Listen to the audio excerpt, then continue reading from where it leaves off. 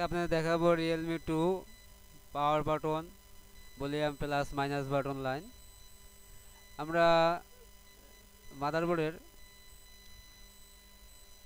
এটা হচ্ছে এই কোনায়, এটা হচ্ছে আপনার গ্রাউন্ড লাইন, এটা হলো পাওয়ারের পজিটিভ লাইন।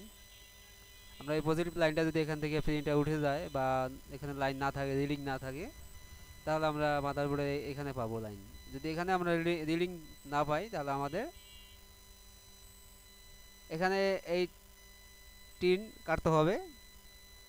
আমরা অনেক সময় টিন কাটার সময় ক্ষতিগ্রস্ত হয়, টেনে হিসেবে টিন কাটি, সেই জন্য আমাদের টিনটি আস্তে করে কাটতে হবে।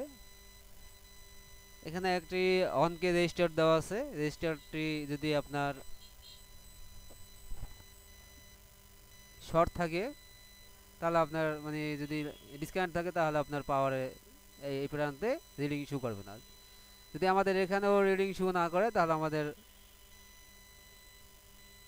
পাওয়ার আইসি থেকে লাইনটি মারি খেয়েছে আমাদের। তারপর দেখবো আমরা volume button, down button, up button. আমরা এখানে এটা হচ্ছে গ্রাউন্ড লাইন ভলিউমের, এটা volume up button, volume down button. আমরা এই লাইনটি ডাউন বাটন, আপ বাটন।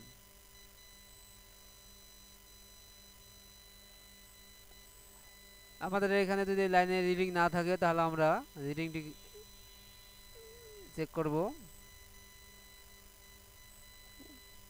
এখানে এখানে লাইনটি আছে, অনকে এটা রেজিস্টার দেওয়া আছে। তারপর আমাদের এই প্রান্তে লাইন আছে এখানে। আমরা এখানে এই যে লেয়ারটা দেখা যাচ্ছে এখানেও লাইন আছে। আমাদের এই প্রিন্টে যদি লাইন না থাকে তাহলে আমাদের লাইনটি পাওয়ার আইসি থেকে